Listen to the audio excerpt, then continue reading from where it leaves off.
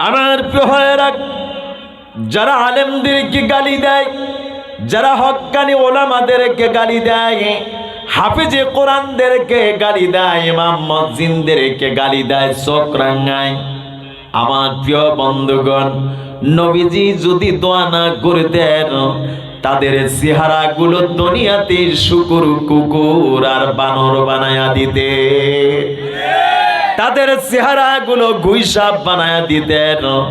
আমার প্রিয় বন্ধুগণ, এই পৃথিবীতে নবীদের সাথে বেয়াদবি করার কারণে বনি ইসরাইলদের গোষ্ঠীদেরকে বানর বানিয়েছিল। শুধু বানরই বানান নাই, 3 দিন পর্যন্ত তারা না খেয়ে জমিন থেকে বিদায় নিয়েছিল, মারা গিয়েছিল। ঠিক কেনা বলেন? আমার প্রিয় বন্ধুগণ, আমার আপনার প্রিয় হাবিব আখিরি জামানার পয়গম্বর বিশ্ব নবীর নামের সাথে বেয়াদবি করার কারণে ওই বনি ইসরাইলের মুসা নবীর জামানার একজন তাওরাত কিতাবের বড় পণ্ডিত হওয়ার পরেও আল্লাহ পাক তাকে গুইসাপ বানায় লানত করে দিয়েছিল। নবীর নামের সাথে বেয়াদবি করার কারণে।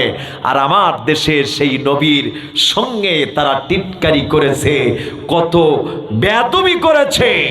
আল্লাহর গজবের অপেক্ষা করো, তোমরা যখন কবরে যাবে চেহারাগুলো হবে শুকুর, কুকুর আর ঘুইসাপ। ঠিক কেনা বলে? জোরে বলেন ঠিক কেনা?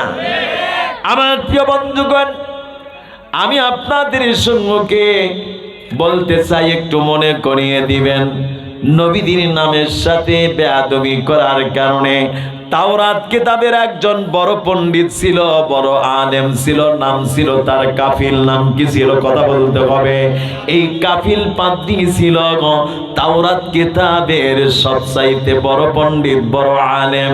কিন্তু এই কাফিল মনে করেছিল আমার নবী মুসার চাইতে এত পাওয়ারফুল নবী, এত সম্মানিত নবী এই পৃথিবীতে কেউ হতে পারে না।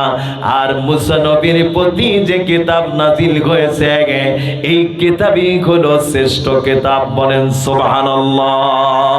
আমার প্রিয় ভাইরা, যার কারণে উনি যখন এই তাওরাত কিতাব যখন তেলাওয়াত করতে যান, আমার আপনার প্রিয় হাবিবের 99টি নাম তাওরাত কিতাবের মধ্যে লিপিবদ্ধ ছিল। বলেন মারহাবা। এই পৃথিবীতে যত ধর্মগ্রন্থ আছে একটু লক্ষ্য করবেন, এই পৃথিবীতে যত ধর্মগ্রন্থ আছে, বাইবেল, মহাভারত, রামায়ণ, ত্রিপিটক, জিন্দাবেস্তা, গীতা, শ্লোক, ওল্ড টেস্টামেন্ট, নিউ টেস্টামেন্ট থেকে শুরু করে যত ধর্মগ্রন্থ রয়েছে, সমস্ত ধর্মগ্রন্থের মধ্যে আমার আপনার প্রিয় হাবিবের নামগুলো বিদ্যমান আছে কিনা?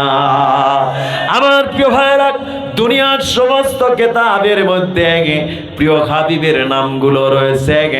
আপনারা হিন্দুদের শ্লোক যখন পাঠ করা হয় একটু লক্ষ্য করবেন, সেখানেও কিন্তু বিশ্ব নবীর নাম এসে যায়। দমিনারে নরং স্বামী কৃষ্ণ মুহাম্মদ ওং শান্তি, ওং শান্তি, দুনিয়ার সকল মানুষ সুখী হয়ে যায়। তার মানে দুনিয়ার সমস্ত কিতাবের মধ্যে আখিরি জামানার পয়গম্বরের নামগুলো এসেছে। আমার প্রিয় বন্ধুগণ, কাফিল পাদ্রী তখন এই নামগুলোকে অবজ্ঞা করতে লাগলেন। কোন যুগে মোহাম্মদ নামক একজন নবী আসবে, আর এই কিতাবের মধ্যে তার নামগুলো দেওয়া হয়েছে, আমার নবীদের সমতুল্য সমকক্ষ কি হতে পারে? এই বলে নামগুলো অবজ্ঞা করে তাওরাত কিতাবের মধ্যে বেমানান মনে করে এই তাওরাত কিতাব থেকে নামগুলো কেটে কেটে বের করতেছিল।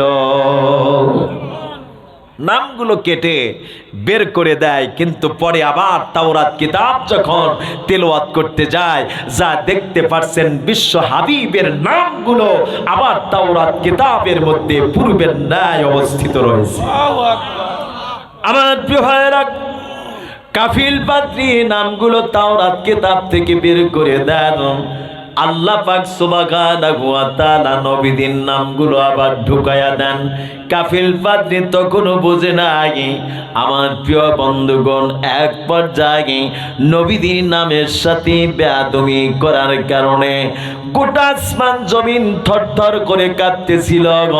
আমার প্রিয় বন্ধুগণ, তৃতীয় রাত্রিতে যখন নামগুলো কেটে কেটে বের করে টুকরা টুকরা করে যখন জমিনের বিভিন্ন জায়গায় ছিটাতেছিল, আমার প্রিয় বন্ধুগণ, আল্লাহ পাক সুবহানাহু ওয়া তাআলা লানাতাল্লাহি আলাল কাফিল, কাফিলের উপর এমন লানত চলে আসলো। আমার প্রিয় বন্ধুগণ, কাফিল আপনি অটোমেটিক্যাল আলটিমেটাম একেবারে পরিবর্তন হতে লাগলো।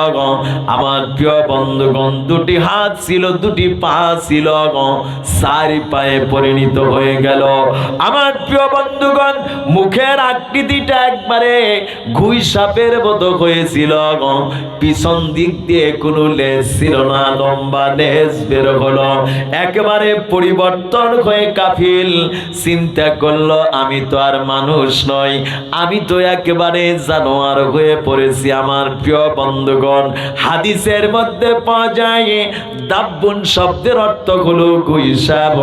আল্লাহ পাক কাফিল পাদ্রীকে নবীর নামের সাথে বেয়াদবি করার কারণে, গাদ্দারি করার কারণে ঘুই সাপ বানিয়েছিল।